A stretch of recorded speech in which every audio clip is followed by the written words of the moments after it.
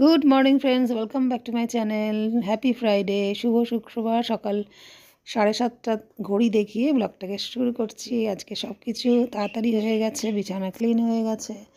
এবার উঠে দেখছি কি ছেলে তো আমার আগেই ওঠে, ও আমার পরে ব্রাশ করছে, মানে আজকে আমি সবার ফার্স্ট হয়েছি।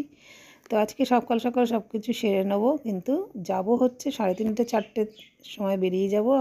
প্রথমবার আমরা যাচ্ছি কাশীপুর উদ্যানবাটি। তো আজকের ব্লগে ম্যাক্সিমামই সেটা দেখানোর চেষ্টা করব। দেখতে থাকুন আজকের ব্লগ।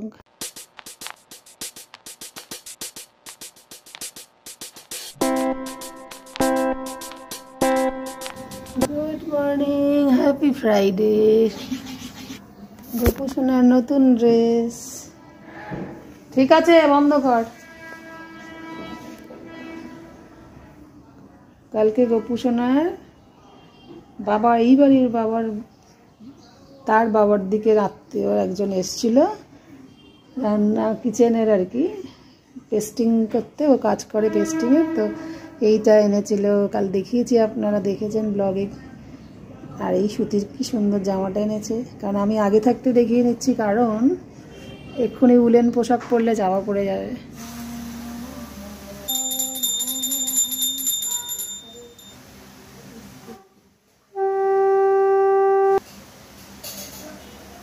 আজকে 9টা বাজতে 5 মিনিট বাকি। গোপালের স্নান, সাজুগুজু, ভোগ লাগানো সব হয়ে গেল। আজকে তো উলের পোশাকে ঢাকা, গোপু আজকে নতুন জামা পরেছে। রাধে। আচ্ছা, আমার ভাই নর্মাল এই মুচমুচে ক্রাঞ্চি, ওই কিন্তু আলু দিচ্ছিস কেন? একটা মশলা এনেছি বললাম না, এটা তুই খা, ওটা তো বিশেষ নাম বললি। এটা কোনটা? এটা ধরো,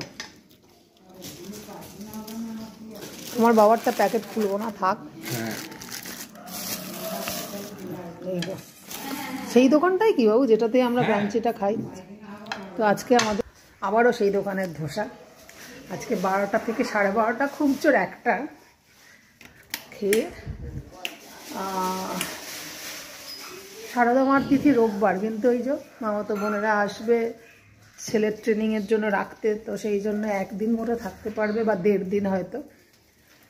তাদেরকে ফেলে তো আর যেতে পারি না, তাই জন্য আজকে ঘুরে আসি একটু। সেটা হচ্ছে কাশীপুর উদ্যানবাটি। কখনো যাইনি, আর মনের পরিকল্পনা 1 মাস ধরে মনের মধ্যে ঘুরছে। আমরা মা ছেলে, আমি ছেলেকে নিয়ে পরিকল্পনা তো আর এখন এবছর বেশি করা যাচ্ছে না, কিন্তু এবছর রাজি, মানে এই মাসে একটু 2 দিন সময় দিচ্ছে। আমি বক বক করছি, ও কিন্তু খাওয়ার বাড়ছে। বোঝদার ছেলে আমার। এইটার মধ্যে কি আছে বিশেষ? এইখানটা সুজির ধোসা।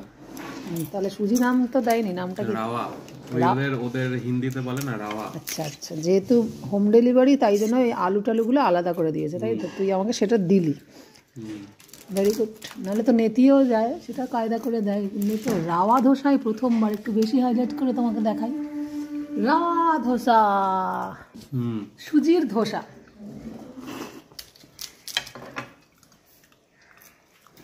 যারা ধোসা ভালোবাসেন, আর এই মুহূর্তে ইউটিউবে একটা বন্ধু, দিদি বন্ধু, তা জিজ্ঞেস করতে, এখন এটা ভালো করে জেনে রাখো, এখান থেকে আবার রাওয়া ধোসাও পাওয়া যায়। আপনার হাজবেন্ড নাকি ধোসা খেতে ভালোবাসে। দোকানটার নাম আবার বলে দে একবার। কালেওয়া।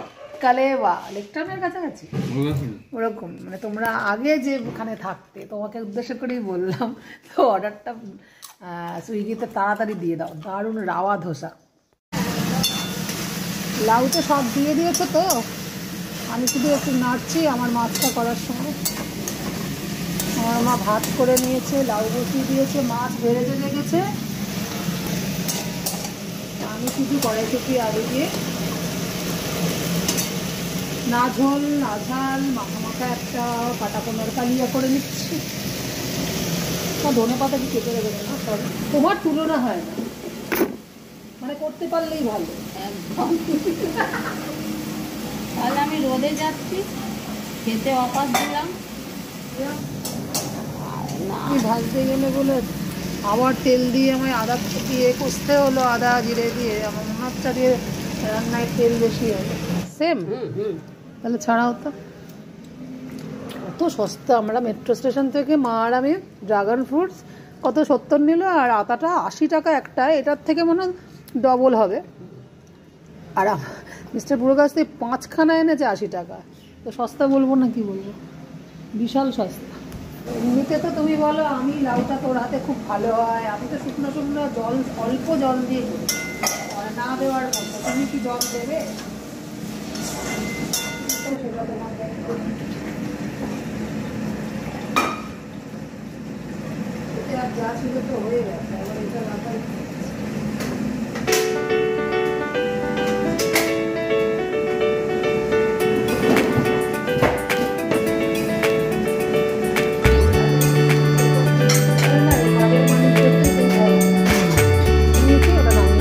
লাউটা আজকে কত তাড়াতাড়ি উঠেছি বলে 12টা বাজতে 15-এর আগেই রান্না শেষ। যদি বলে 2 রকম রান্নাই কি আমাদের হয়, লাউ বড়ি আর মাছের কালিয়া, তেতো হয়নি, শাক হয়নি, মাছ রুটির তরকারি কোনো রকম রেডি করা নেই।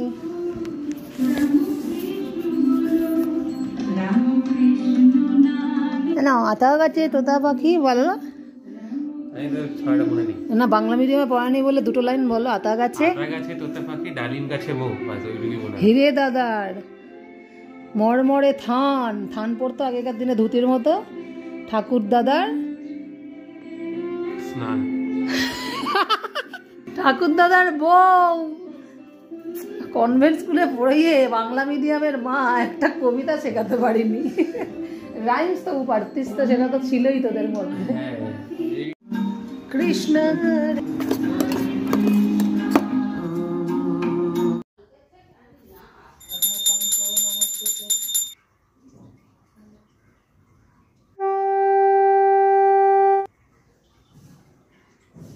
দানবাটি যাবো বলে 1:30টার মধ্যে পুরো দিতে পার। সকালেরটাও দেখালাম আগে, এখন আবার টাইম দেখালাম, এটাই আগে দিতাম, আমার এটা খুব আজকে 1টাতেও দেওয়া হয়ে যেত, তাও 1:30টা বাজালাম কেন নিজেও জানি না। তো দুপুরের দর্শন করিয়ে দিলাম আমার গোপুসোনার। আজ পরমান্নের দিন।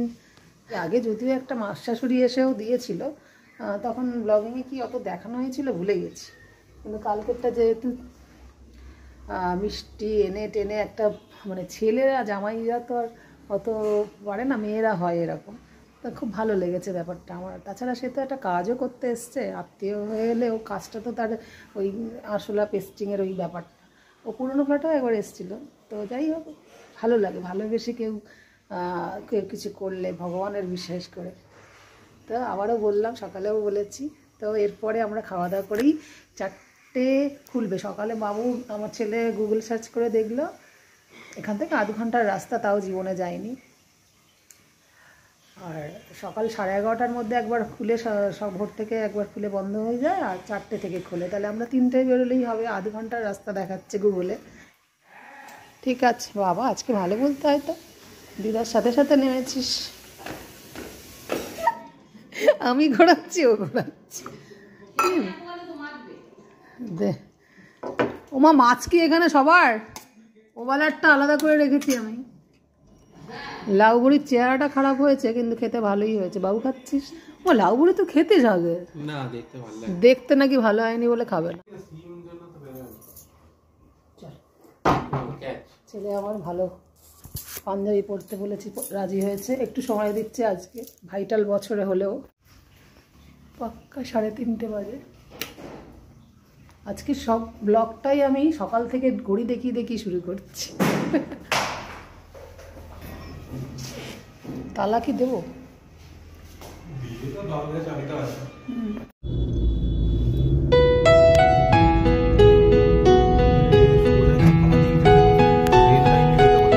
পাম্পে ঢুকতে, তাই ঢুকলাম। ছেলে এখন আমি নাইট্রোজেন হাওয়া নিচ্ছি, তেল ফুল ট্যাঙ্কি করা আছে। মা গাড়িতে বসে কি খাচ্ছ? ভাত খেয়ে বেরিয়ে কি করছো তুমি? জোয়ান খাচ্ছ? এবার 0.5 ঘন্টায় পৌঁছানো যায় রন? 0.5 ঘন্টায় পৌঁছানো যেত না? 0.5 ঘন্টা লাগতো তো ওখানে। এবার 4টে থেকে কটা একটু সিদ্ধি থেকে কাছে, তাহলে 0.5 ঘন্টা দেখাচ্ছে। কেন যে এরকম হচ্ছে কিছু বুঝতে পারছি না। যাওয়া তো হচ্ছে, সেটা কথা না, তাই তো হচ্ছিল না। তবে পেট্রোল পাম্প পেট্রোল ভরার ব্যাপারটা ছিল না, ছিল হচ্ছে ওই যে হাওয়া ভরা, কাজটা করলো ছেলে, কিন্তু অনলাইন করতে বললো, নেমে গিয়ে ওরা আমাকেই। এই হচ্ছে কথা। আবার স্টার্ট দিয়ে এখন চললাম। হাতে আজকে শাখা ছাড়া পলা ছাড়া কিছু পড়িনি, তাই ঘড়ি দেখতে পাচ্ছি না। আধা ঘন্টা তো লাগবে, বারবার বলছি। আবার পেট্রোল পাম্পের সামনে দিয়ে ইউটার্ন নিতে হলো আমাদের ছেলের। সেই যে সেন্ট স্টিফেন স্কুল পেছনে, পেট্রোল পাম্পে দাঁড়ালেই ওর স্কুলের কথা মনে পড়ে। Saint Stephen school. এইবারে 25শে ডিসেম্বর আসবি? ওই যে পুরোনো বন্ধুরা কি করবে, ওরা সেলিব্রেট করবে তোদের?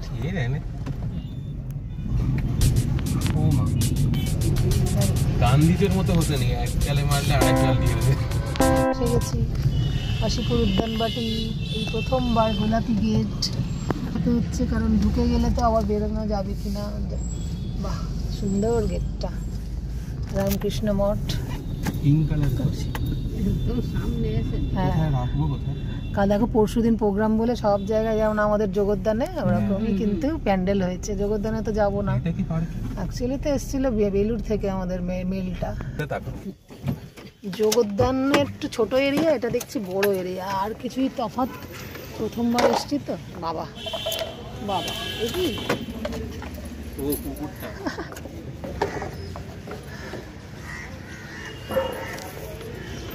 চলো মা, খুলতে পারছো না?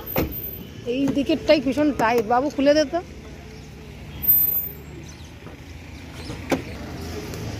কাশীপুর উদ্যানবাটিতে প্রথমবার আসলাম। দেখে হট করে ঢোকার সময় মনে হচ্ছিল যেন জগদ্দান রামকৃষ্ণ মঠেই ঢুকছি।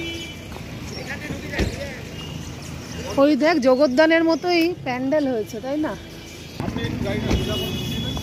রন সোজা কর, ব্যাকা হয়ে যাচ্ছে।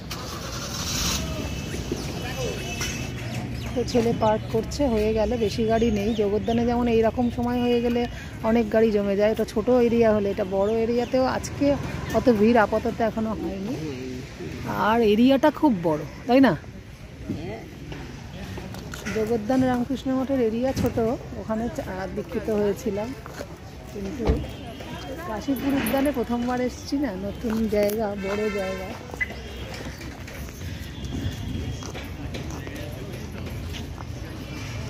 মঠের ঢোকার রাস্তা কোনটা দাদা? ঢোকার রাস্তা কোনটা? এদিক দিয়ে? এটা হচ্ছে মেন গেট, ওখান থেকে আসলাম। কটা বাজে? 20:24।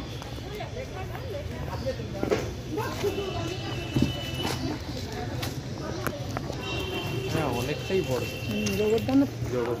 3 ডবল আর কি। হ্যাঁ, ফুলবাগানে গেলে। হ্যাঁ, কবে? আমরা প্রত্যেক প্রোগ্রামে আসা হয় না, মঠে তবু গেছি। ট্রেনে ছিল, মেল তো আমাদের আসে মেন ব্রাঞ্চ থেকে, বেলুর মঠ। ওই যে আসল কাজটা তো আমাদের হয়েছে আগের বছর, তার আগের বছর না, ওই যে খুললাম না। আরে না, আসল যে অষ্টমীর দিন অঞ্জলি দিলাম না, ওই তো মঠ। কিন্তু জগদ্দানেরও কোনো প্রোগ্রামে আমার যাওয়া হয় না, বলো না? এরকম প্যান্ডেল শুধু দেখি আগে পরে।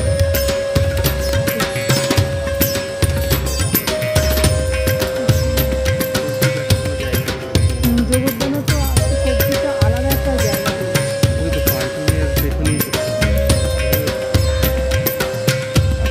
হ্যাঁ, কি সুন্দর না? এই যে গন্ধগুলো এত ভালো লাগে, এখান থেকে খোলা নেই। হ্যাঁ, এই গন্ধের ধূপগুলোই আমার খুব ভালো লাগে। তো যাওয়া হয়নি, তুই তখন ছোটো, খিচুড়ি খাওয়া তো ওই দক্ষিণের থেকে একটুখানি। আমার মনে আছে ওখান থেকে মা মনে হয় ছোটো ছিল, বাবুকে নিয়ে, মাকে নিয়ে গেছিলাম কি।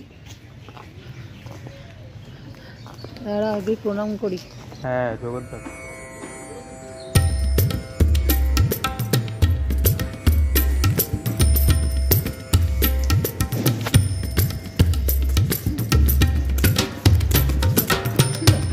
হ্যাঁ, 1 ঘন্টা না জগদ্দান? প্রায়। কাকুর বাড়ি। এখানেই আসা ভালো। হ্যাঁ, এটা তো জ্যামের জন্য আর একটুখানি বেশি গেল। কিন্তু পরশু দিনটা আসতে পারলেই ভালো হতো, আসতে পারবো না বলেই তো। চলো জুতোটা রাখবো এখানে, এখানে জুতো রাখার জায়গা। এটা তো ফার্স্ট জানুয়ারি। হ্যাঁ, এখানেও রাখা যায়, সবই তো এক। চলো 104, 5, 6 দাও। আমার পাশেরটা দেবো 104-এ আমি, তুই তো জুতো রাখার জায়গায়। এই হাতটা ধুয়ে নিতে হবে তো, যেমন জুতোয় হাত দিলাম। এই যে এইটা জগদ্দান বলে ফেলেছি, এইটা কি সবসময় গোলাপি কালার? গোলাপি কালার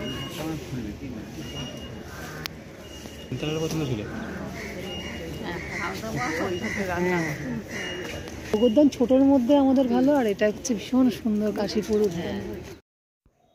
যেহেতু আমরা জগদ্দান রামকৃষ্ণ মঠের দীক্ষিত, ওটা সম্বন্ধে অনেকটাই কিছু জেনে গেছি, কিন্তু কাশীপুর উদ্যানবাড়িতে প্রথম বলে যারা পুরনো তাদের কাছ থেকে জানতে কিছু কিছু চেষ্টা করছিলাম।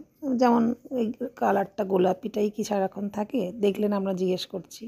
বাকি এই যে ফুল শাকসবজি এটা জগদ্দানেও হয়, পাখি এসব তো মঠে থাকাটা খুব স্বাভাবিক, এগুলো মিল পেলাম। বাকি নতুন কিছু পেলাম হচ্ছে অনেক রকম সুন্দর লেখা, এই যে জ্ঞান সব কিছু বেশ জানবার মতো কথাগুলো দিয়ে আমরা সবাই পড়তে শুরু করলাম। তো সেখানে কিছু কাজ টাইম স্পেন্ড করার পরেই চলে গেলাম আরতির কক্ষে। আর রামকৃষ্ণ দেব যে কক্ষে ঘুমাতেন সেইখানে, এইখান থেকেই সব পড়ে টড়ে জানলাম। সেখানে গেলাম, আরতি দেখলাম।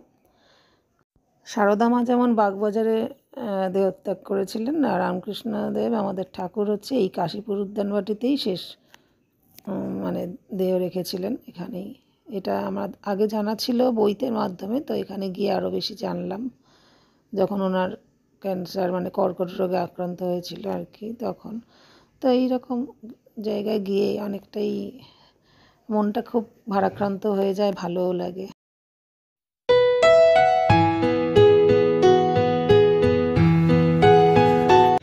না পারি একটু ঘুরে ঘুরে সব কিছু জানার চেষ্টা করছি। কাশীপুর উদ্যানে কী হয়েছিল, মা এসে এখানে মা আমাদের রামকৃষ্ণ ঠাকুর ক্যান্সারে যে আক্রান্ত হয়েছিলেন এখানে সেবা করতেন, ওই ঘরটায় পূর্ব দিকের ওই ঘরটায়, তাই তো? আমরা সব রামকৃষ্ণ কথামৃততে সব পড়ে পড়ে দিদাকে শোনাতাম, নিজে আর একটু মনে থাকে। এখন 2 বছরে সব ভুলে গেলে আর চলে। চলো উঠি।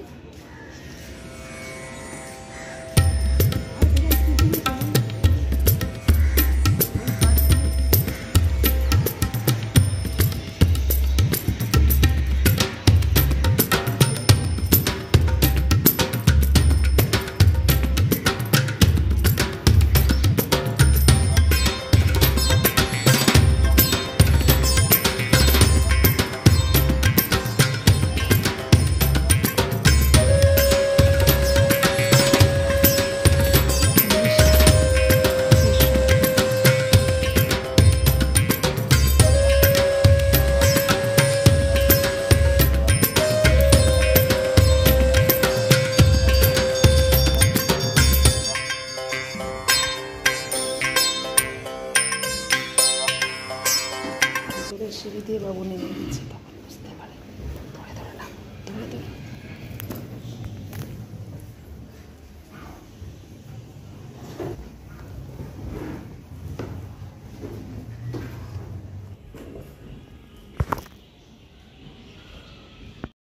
দিদা কোথায়? সামনেই দাঁড়িয়ে আছে, খুঁজে বেড়াচ্ছে।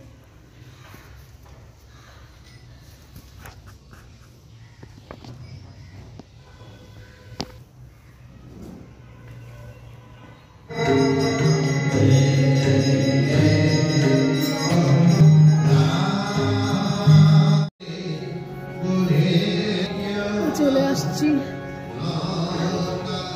ছেলের বেশিক্ষণ বসার উপায় নেই, তাও আসলাম প্রথমবার কাশীপুর উদ্যানে, ভালোই লাগলো। ও দেখো না পাওনি, আমি সবাই বললো যে বাইরেটা পেয়ে যাবেন, চেয়ার বললো বাইরে আছে, দিদাকে বাইরে পাঠালাম। জগদ্দানে যদি ওয়াশরুম থাকে এখানে থাকবে না, সব জায়গায় থাকবে। চলো সেরে নিয়ে বাড়ি যাই। জগদ্দানে পুরো আরতি দেখি, এবারে দিদা বসতেই পারছে না চেয়ার ছাড়া, না সব ভর্তি। হ্যাঁ, জগদ্দানটা ছোট কিন্তু অনেক কিছু রয়েছে এখানে, বড় জায়গায় ছোট ছোট সিটও কম, মানে বসার জায়গা। কিন্তু পাখি খরগোশ ওখানেও আছে, এখানে ওখানে ওই পাখি খরগোশের জায়গাটা লম্বা, আর গাড়ি জায়গাটা একটু বড়, গাড়ির পার্কিং। আমার ছেলে তো ওই পাখি পক্ষী দেখলে, খরগোশ বলো আর যে কোনো জন্তু জানোয়ার খুব ভালোবাসে, তাই একটু দেখছে। এই দিক দিয়ে দেখা যাবে না, না মানে শীতের জন্য মনে হয় ঢেকে রাখা আছে। না না, শীতের জন্য বস্তা দিয়ে দিয়েছে, ঠান্ডা লাগবে না। আর বাচ্চারা মনে হয় এখানে খুবলে খাবলে দেখেছে। এই যে এই তো এই বদ্রি পাখি তো আমার ব্লগে আপনারা দেখেছেন, হঠাৎ গিয়ে আমার হাতে বসে খেলো জানলা দিয়ে, হঠাৎ ঢুকে অচেনা পাখি অজানা মানুষ আমরা আমার হাতে তো খেলো পুরো। বাবা তুইও খাওয়ালি যদিও। কোন বদ্রিটা গেছিলে বাবা আমার বাড়িতে? আমাদের বাড়ি কোনটা গেছিলে তোমরা? ওই জন্য ডেকে আনলো মনে হয়, এই কাশীপুর থেকেই গেছিল। আয় থেকে তোরা কাশীপুর উদ্যানে বাটি আসিস নি, আবার দীক্ষিত হয়েছিস আমাদেরই। গিয়ে ডেকে আনলো না। বাগবাজারের ছেলেকে বিয়ে করে সারদা মার বাড়িতেও স্বামী স্ত্রী একসাথে যায়নি। একবার কোন বাবুকে ছোটবেলায় মাস শাশুড়ির বাড়িতে রাখতো, সে মনে হয় নিয়ে গেছিল, ননদ, মাস শাশুড়ির মেয়ে ননদ। নিজেও দীক্ষিত হতে পারলো না মঠের, এবার মনে হয় হব ইচ্ছা আছে। আর কাশীপুরেও নিয়ে আসিনি, এই আমি সব জোর করে করে নিয়ে আসছি ছেলেকে মাকে, তাই না বাবা? না আমিও বাগবাজারের ছেলে। যাই হোক, মনটা খুব আনন্দে ভরে গেল। যাই হোক আর তাই হোক। মা কেমন লাগলো? খুব ভালো, খুব ভালো। শান্তিপূর্ণ আনন্দ। শুধু দুঃখের বিষয় পরশুদিনই মায়ের, সারদা মার জন্মতিথিতে আসতে পারবো না। কেন রনবে একটু এগিয়ে আয়। ওদের আশা না থাকলে আমি ঠিক সেদিনই নিয়ে সবাইকে আসতাম। যাই হোক, সেই জন্যই মনটা টেনেছিল, অফ করলাম না, আজকেই ঘুরে গেলাম। আর একটু এরিয়াটা লাস্ট দেখিয়ে নিই আজকের মতো। কিছু বলছিস নাকি? না বাবু মনে হয় আবার জিপিএস লাগাচ্ছে এখান থেকে। জগদ্দান থেকে ওর আর জিপিএস লাগে না, এতবার নিয়ে গেছে না, এখন ওর আবার এখান থেকে ম্যাপ লাগবে।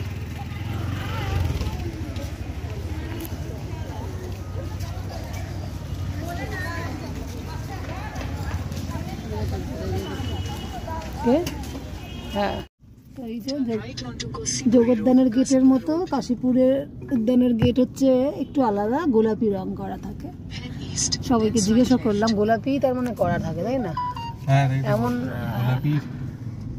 না, আমি ভাবলাম হয়তো মাঝে মাঝে রং চেঞ্জ করে, এবারে রং হয়েছে। ওইটাই মা পছন্দ করে। হ্যাঁ, মা কি আর বাবা কি, ঠাকুর কি। এইখানে এখন যদি তোমার রেড লাইটও হয়ে যায় তাও আমাকে যেতে বলবি, কারণ আমি রাস্তার মাঝখানে চলে এসেছি। হ্যাঁ না, এটা তো মনে হয় বাচ্চুরই কাজ। যখন দেখলো যে আমাদের গাড়ি বেরোনোর পরে যা গেটের ছিঁড়ি হয়েছে, খোলা রাখাই উচিত ছিল। কাকু ছিল, আর কাকুর শরীরে আর নেই, কেয়ারটেকার কাকু নামেই এখন ওই গেট খোলার পক্ষে সুইটেবল না।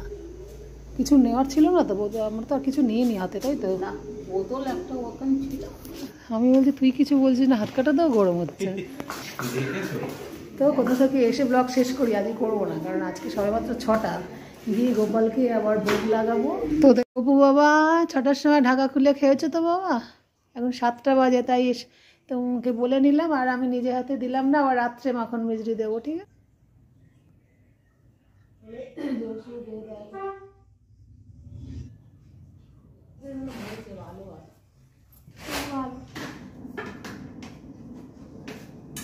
সেটা দিয়ে দিলাম। কালকে মাইক্রোওভেনে, আজকে এয়ার ফ্রায়ারে বাবু বললে হয়।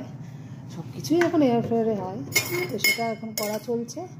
আগে কোথা থেকে এসে চাটা খুব নেসেসারি, তার সঙ্গে একটু চাউমিন অর্ডার দেওয়া হয়েছে। আমার হাতে বাবাকে দেওয়া হচ্ছে 3 পিস। কাল থেকে তো আমরা গ্রাহক করে খেলাম, ভালো করে খেয়েছি। পেট তো এতেই চাউমিন খেয়ে শীতকালে লোক ঘুমিয়ে পড়ে। একদিন তো খাচ্ছো, কালকে আবার ডায়েটিং। ডায়েট আমাদের রোজ হচ্ছে, তাতে দেখছি আমি।